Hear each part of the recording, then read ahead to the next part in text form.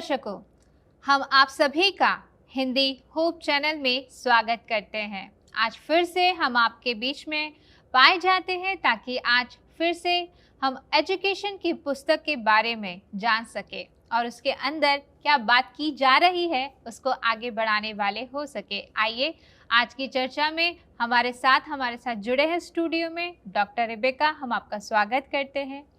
प्रियो, आज की चर्चा में जाने से पहले अपने सिरों को झुकाएंगे और हम प्रार्थना करेंगे।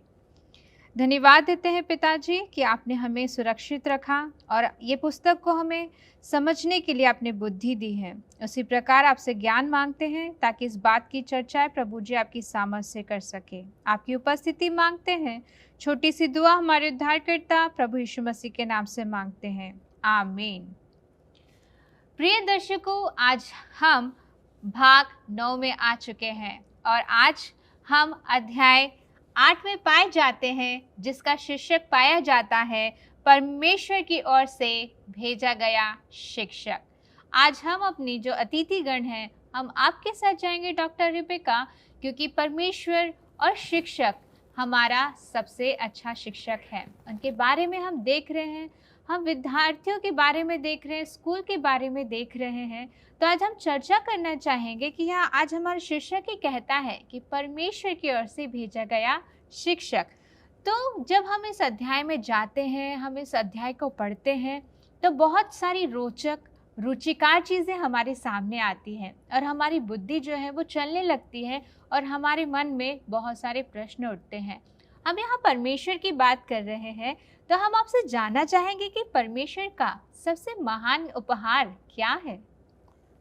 Thank you. परमेश्वर का सबसे महान उपहार जो है उसका नाम है अद्भुत, परामर्शदाता जी, पराक्रमी। ये सब नाम यीशु को दिए गए हैं जी। ठीक है, हम कह रहे हैं परमेश्वर अनंत काल का पिता, शांति का राजकुमार है। जब वो शांति का राजकुमार है तो मसीह भी शांति का राजकुमार हुआ। ठीक है, तो उसने उसको भेजा और शिक्षक के रूप में इस जमीन पे भेजा। धन्यवाद। इस संसार में जब प्रभु यीशु मसीह आए तो हम देखना चाहते हैं या जानना चाहते हैं कि यहाँ पे ऐसी कौन सी चीज़ है जो गायब हो गई थी, जिन्होंने जब प्रभु यीशु मसीह आए उन्होंने यहाँ पे उस चीज़ को नहीं पाया।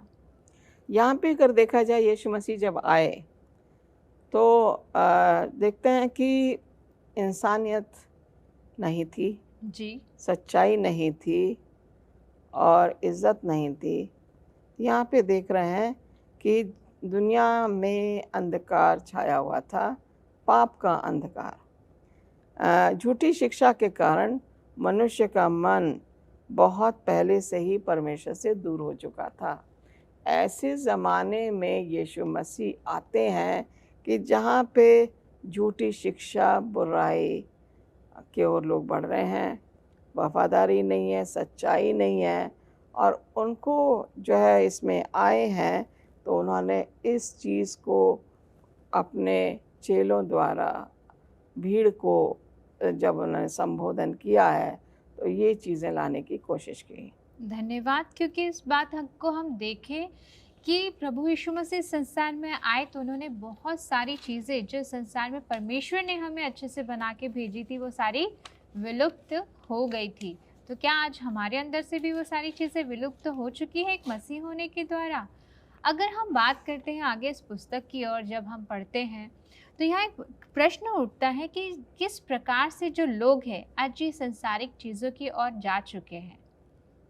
तो अगर हम यहाँ पे देखें कि जाके चर्चेस खाली दिख रहे हैं जी, लोगों को कोई परवाह नहीं है।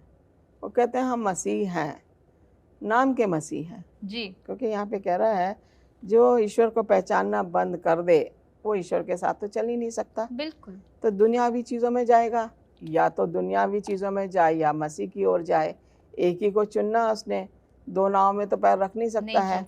तो यहाँ पे बहुत ज़रूरी है कि उन्होंने मसीह को महत्व देना बंद कर दिया जी। आज भी ऐसे ही हो रहा है। सत्य, ईमानदारी, आत्मविश्वास, करुणा, ये पृथ्वी से विदा हो गए।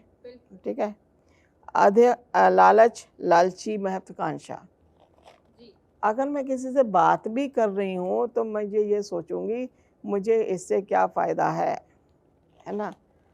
अगर मेरा को उससे फ़ायदा नहीं है तो मैं बात नहीं करूँगी। जिससे मुझे बाद आदमी इतना लालची, इतना स्वार्थी हो गया है कि वो अपने ही बारे में सोचता है। जो इंसान अपने बारे में सोचता है परमेश्वर के बारे में कैसे सोचेगा? ठीक है, तो यहाँ पे ये चीज़ें हैं, धन के पीछे भागना। कोई पहलवान है, हम उसके पीछे जा रहे हैं, ये मुझे बचाएगा। क्या परमेश्वर हमें नहीं बचा सकता? क्या पहलवान इंसान नहीं बचा सकता है? ये जो बॉक्सिंग करता है वही बचा लेगा? या दादागिरी वाला बचाएगा? जो बंदूक लेके जा रहा है वो बचाएगा? नहीं, हमें परमेश्वर पे विश्वास करना है। यरीहो की जब वॉल दीवार गिरी थी तो उनके हाथ में क्या था? कुछ भी नहीं था, और उन्हें तुरही बजाई और वाचा का संदूक आगे गया और दीवारें ऐसी ढह गई। 7वें दिन 7 बार चक्कर लगाया। तो परमेश्वर के पास तो वो पावर है जो इंसान समझ नहीं पाता है, और जिसने मसीह को ग्रहण कर लिया उसने सब कुछ पा लिया। यहाँ पे मसीह यही चाह रहा था, आज भी मसीह का यही वह है अपने बंदों के लिए कि तुम्हारे ऊपर परेशानी आएंगी, तुम सच्चाई से मुंह मत मोड़ना, करुणा करते रहो, भलाई करते रहो, एक दूसरे से प्रेम करते रहो। मसीह ने यही सिखाया कि एक दूसरे से प्रेम करो। लेकिन लोग कहते हैं दूसरे से प्रेम करके हमें कुछ फ़ायदा नहीं हो रहा। स्वार्थ सामने आ जाता है, लालच सामने आ जाता है, धन सामने आ जाता है, तभी हम परमेश्वर को पहचानना बंद कर देते हैं। थैंक यू डॉक्टर रिबिका, इतने अच्छे सवालों के आपने बहुत अच्छे से जवाब दिए। तो प्रियो, हमने देखा कि हमें क्या नहीं करना चाहिए, लालच नहीं करना चाहिए, हमें स्वार्थी नहीं होना है। इसीलिए जो शिक्षा है बहुत महत्वपूर्ण है और किरदार निभाती है हमारे ज़िंदगियों में, ताकि हम भी सीखें और दूसरों के लिए भी एक अच्छा उदाहरण बनने वाले हो सके। इसीलिए परमेश्वर ने क्या किया, अपने अच्छे प्यारे शिक्षक को हमारे लिए भेजा। इस चर्चा को हम जारी रखेंगे, आप कहीं मत जाइएगा, हमारे साथ इसी प्रकार जुड़े रहिएगा। मिलते हैं ब्रेक के बाद। प्रिय दर्शकों, हम फिर से आपका स्वागत करते हैं। हमारे साथ जुड़े रहने के लिए धन्यवाद। आइए अपनी चर्चा को हम आगे बढ़ाते हैं। और डॉक्टर रिबिका, हम आपसे जानना चाहते हैं, यहाँ पे एक प्रश्न उठता है कि मसीह के आने के बाद मानवता की क्या आशा थी? मसीह के आने के बाद अच्छे लोगों की अच्छी आशाएं थी, बुरे लोगों की बुरी थी जी। ये क्यों आ गया, नहीं आना चाहिए है। लेकिन यहाँ पे देख रहे हैं कि पूरा विश्व जो है भ्रष्टाचार का अड्डा बनता जा रहा था जी। ठीक है, तो यहाँ पे ये जो मसीह आया है वो नया जीवन देने के लिए आया। जो भ्रष्टाचार चल रहा था उसको दूर करने के लिए वो आया है। हम देखते हैं झूठी शिक्षाओं को दूर करने आया। आज भी लोग झूठी शिक्षाओं में लिप्त हैं। फॉल्स प्रॉफिट्स हैं, झूठे भविष्यवक्ता खड़े हो गए हैं जी। कुछ तो ऐसे कहते हैं मैं ही खुदा हूँ, आई एम गॉड। सही बात है। और कुछ ने तो अपने महल खड़े कर लिए। कुछ लोग चमत्कार करते हैं जादू टोने से, लेकिन मसीह जानता है कि ये लोग मसीह के लोग नहीं हो सकते, ये मसीह से दूर चले गए हैं। लेकिन उसे मालूम है कि कुछ लोग ऐसे हैं जो मसीह के पीछे पीछे चलते हैं, जो विश्वासी लोग हैं, मसीह उनको जो है एक्सेप्ट करता है जी। उसको प्यार दूसरे लोगों से भी है, लेकिन वो जानता है कि ये कब या तो पलटेगा या नहीं पलटेगा, बिल्कुल, या इसमें परिवर्तन आएगा या नहीं आएगा।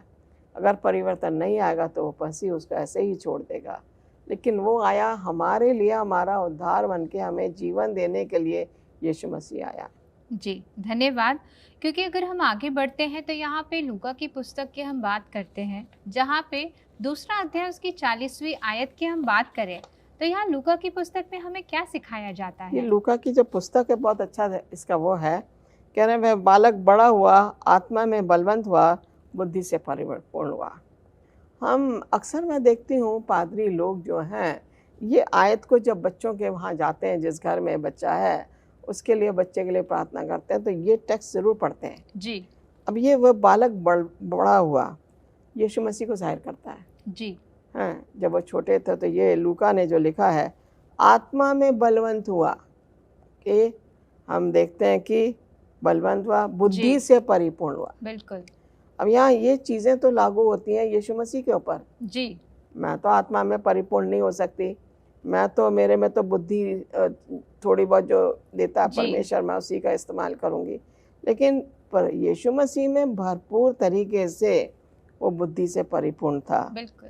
क्योंकि परमेश्वर का अनुग्रह उस पे था। जी। जब उसके ऊपर परमेश्वर का अनुग्रह था तो नेचुरली वो बालक बलवंत भी हुआ, बड़ा भी हुआ और बुद्धि से पूर्ण भी रहा। ये सब जाहिर होता है यीशु मसीह के लिए जो मानवता को बदलने आया था, उनकी झूठी शिक्षाओं को बदलने लाया था और वो उनको बताना चाहता था कि उन्हें अपने आप में बदलना है, यीशु पे विश्वास करना है। धन्यवाद। क्योंकि अगर हम बात करते हैं प्रभु यीशु मसीह की, प्रभु यीशु मसीह संसार में आए, उनके शिष्य भी उनके साथ थे, तो प्रभु यीशु मसीह ने किस प्रकार की शिक्षा अपने शिष्यों को दी थी? यहाँ पे उन्होंने जो है उन्होंने जो सिखाया, जो किया, सच बोल रही हूँ तो सच में ही मुझे रहना बिल्कुल है ना। मेरा जो आचरण है वो सच्चाई का ही रहेगा। यही चीज़ उन्होंने अपने शिष्यों को सिखाई। कह रहे हैं उन्होंने अपने शिष्यों से कहा मैंने तुम्हें एक उदाहरण दिया है, जैसे मैंने किया है वैसा ही तुम भी करो। बिल्कुल। हम देखते हैं कि जैसा मसीह ने करा, मसीह ने भलाई की तो हमें भलाई करनी है। मसीह ने प्रेम दिखाया तो हमें प्रेम दिखाना है। बिल्कुल। मसीह ने किसी की सहायता करी तो हमें सहायता करनी है। तो जैसे मैंने करा तुम भी वैसे ही करो। कह रहा इस प्रकार उनके जीवन में मसीह के शब्दों के सही चित्रण था, इससे भी बढ़कर। तो हम देखते हैं जो मसीह सिखाते थे जी, चेले वही करते थे और इसीलिए उन्होंने इस टाइप के लोगों को चुना जो कि परमेश्वर में बने रहते हैं, जो कि सीधे सादे लोग। उन्होंने तेज तर्रार लोगों को नहीं चुना जी, उन्होंने धनी लोगों को नहीं चुना, उन्होंने सीधे सादे लोगों को जो परिश्रमी थे, जो मछली पकड़ते थे। जी, टैक्स कलेक्टर भी था चेला उनका मैथ्यू जी, लेकिन ये सब ने मैथ्यू ने अपने आप को बदला। बिल्कुल है तो यहाँ पे हमें दिखा रहे हैं कि मसीह जो कहते थे वो करते थे। मसीह एक वफादार निंदक था जी। ओके और आधारहीन चीज़ों के लिए उपस्थिति ही उसकी एक फटकार थी। वो लोगों को फटकार भी देता था। जब वो देखता था कि ऐसा हो रहा है तो उनको जो फटकारता भी था। तो हम यहाँ पे देखते हैं उसे बुराई से नफरत थी। क्या हमें बुराई से नफरत है? आप और हम तो कहेंगे कि हाँ है जी, क्योंकि हम मसीह के साथ चल रहे हैं। बुरे आदमी से पूछो क्या उसे बुराई से नफरत है? वो तो बुराई को उसने जकड़ रखा है। बिल्कुल। तो कैसे उसे बुराई से नफरत होगी? बिल्कुल। तो यहाँ पे हम देख रहे हैं कि किस तरीके का मसीह अपना आचरण, अपना व्यवहार दिखाता है। कहता है जैसे हो वैसे ही रहो, अपने आप में दिखावटीपन नहीं चाहिए। बिल्कुल। यीशु मसीह ने दिखावटीपन दिखाया और इसलिए जो है दिखावटीपन नहीं दिखाया, लेकिन हम देखते हैं कुछ लोग दिखावटीपन पे ज़्यादा विश्वास करते हैं जी, और जब वो ऐसा करते हैं तो वो बुराई की ओर भाग रहे हैं। बिल्कुल। उन्हें सच्चाई का उन्हें कोई मतलब नहीं है। उन्हें यह है कि मुझे अच्छा दिखना चाहिए जी, और दूसरा चाहे कैसा भी रहे, दूसरे की मैं बुराई करूं। यीशु मसीह ने ये तो नहीं सिखाया कि तुम दूसरे की बुराई करो। बिल्कुल नहीं सिखाया। हाँ, जब नहीं सिखाया तो हम क्यों दूसरे की बुराई करें? सही बात है। हम तो सिंपल लोग हैं, मसीही लोग हैं, मसीह का आचरण हमने ले रखा, मसीह के गुण हमने ले रखे हैं। तो जब ऐसा होता है तो मसीह चाहता है कि हम, कह रहा मैंने तुम्हें उदाहरण दे दिया। क्या उदाहरण दिया? जैसे मैं हूँ वैसे तुम रहो। बिल्कुल। तुम्हें ये नहीं देखना कि तुम क्या हो जी, तुम्हें एक्स्ट्रा नहीं करना कुछ भी। बिल्कुल। मसीह के आचरण लेना, मसीह का चरित्र अपनाना है, मसीह के गुण अपनाने में लेने हैं। हम वो लोग नहीं करते। हम क्या एक दूसरे को क्रिटिसाइज करना शुरू कर देते हैं, दोष लगाते मसीह उस चीज़ों को पसंद नहीं करता। जी, हमें एक दूसरे पे दोष नहीं लगाना, हमें उनका सहारा बनना है, उनकी सहायता करनी है। अगर जब हम ऐसा करेंगे तभी हम आगे बढ़ सकते हैं। क्योंकि एक दूसरे पर टोना टोटका करना या उनकी बुराई करना या उनके मुंह पे उनको बोल देना बुरा भला, तो ये हमारा आचरण गलत कर देता है, हमारा व्यवहार गलत हो जाता है, जो कि मसीह नहीं चाहता कि मसीह होने के नाते। धन्यवाद डॉक्टर रेबेका। तो प्रियो, आज हमने अभी देख रहे हैं और हमने देखा कि किस तरीके से हमारा आचरण होना चाहिए प्रभु यीशु मसीह के अनुसार, क्योंकि उन्होंने हमें अच्छी शिक्षा दी है, हमें बुराई पे नहीं परंतु अच्छाई पर चलना है। तो इन सारी बातों को हमें अपनी ज़िंदगी में अमल करने की भी बहुत ज़्यादा ज़रूरत है। प्रियो, ये वक्त होगा एक छोटे से ब्रेक के बाद हम आपसे फिर से यहाँ पे मिलने वाले हैं। आप कहीं मत जाइएगा, हमारे साथ जुड़े रहिएगा। प्रिय दर्शकों, हमारे साथ जुड़े रहने के लिए धन्यवाद। आइए हम फिर से अपनी चर्चा को आगे बढ़ाते हैं डॉक्टर रेबेका के साथ। डॉक्टर रेबेका, अभी हम हमारे प्रभु यीशु मसीह के बारे में जान रहे हैं। हम जानना चाहते हैं आपसे कि प्रभु यीशु मसीह की बात अगर करते हैं तो परमेश्वर ने उन्हें संसार में क्यों भेजा? बड़ा अच्छा सवाल है आपका। यहाँ पे यूहन्ना 3:17 में इस तरीके से लिखा हुआ है कि परमेश्वर ने अपने पुत्र को जगत में इसलिए नहीं भेजा कि जगत पर दंड की आज्ञा दे, परंतु इसलिए कि जगत उसके द्वारा उद्धार पाए। आमीन। और यूहन्ना 3:16 में लिखा हुआ, परमेश्वर ने जगत से ऐसा प्रेम किया कि उसने अपना इकलौता पुत्र दे दिया ताकि जो कोई इस पे विश्वास करे वो नाश न हो परंतु अनंत जीवन पाए। यहाँ पे कह रहा है वो उसने परमेश्वर ने अपने पुत्र को इसलिए नहीं भेजा कि वो जगत को दंड दे, बल्कि जगत उसके द्वारा उद्धार पाए।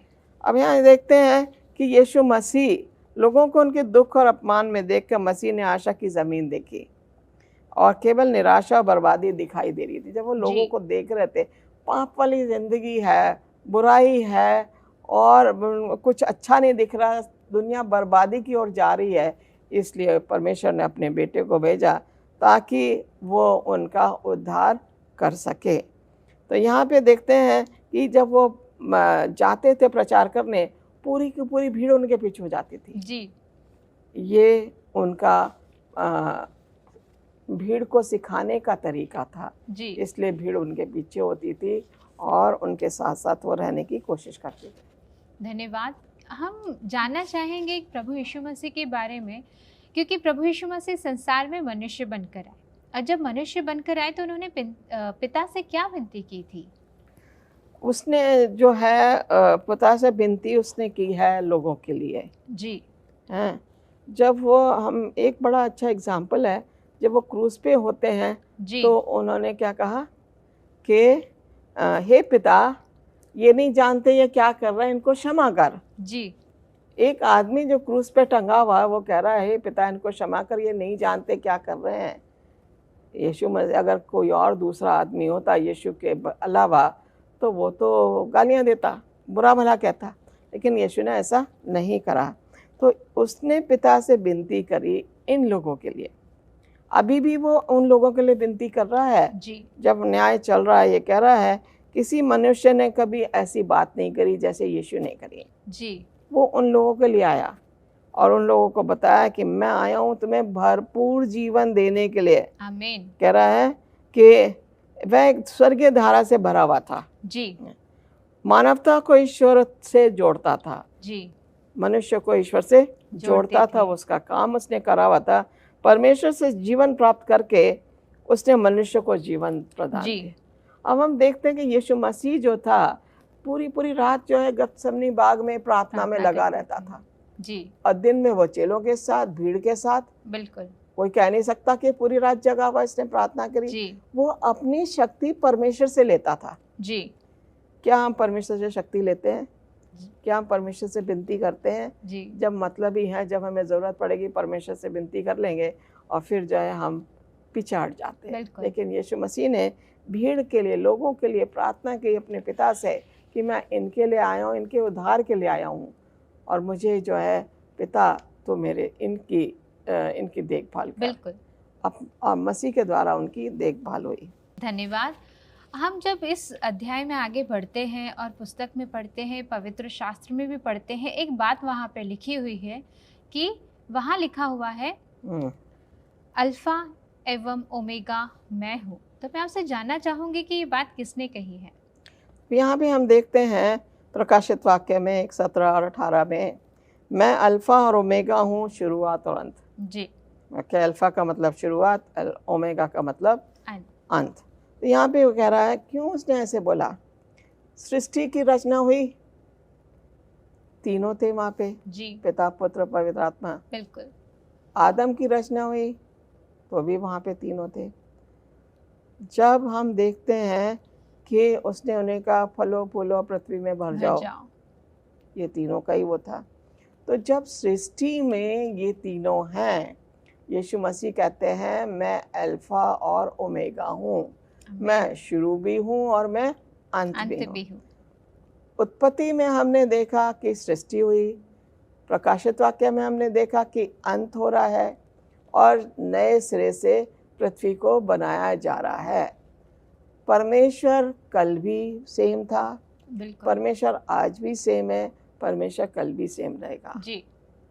मानव जाति कल भी फर्क थी, आज भी फर्क है और कल भी फर्क होगी। बिल्कुल। तो यहाँ पे हम देखते हैं कि उसने जो है ऐसे गुरु की उपस्थिति में दिव्य शिक्षा के ऐसे अवसर रहते हैं, उनसे अलग होकर शिक्षा प्राप्त करना मूर्खता है। अगर हम यीशु जैसे दिव्य शक्ति को हम उनसे अलग हट के काम करें तो यह हमारी मूर्खतापूर्ण है। इसलिए जब यीशु कहता है कि मैं ही अल्फा हूँ, मैं ही अंत हूँ, मेरे से ही शुरुआत है, मेरे से ही अंत है, वो चेलों को भी यही बोलता है। बिल्कुल। कि मेरे अलावा कोई कुछ काम नहीं कर सकता। जिसने मुझे देखा उसने पिता को देख लिया।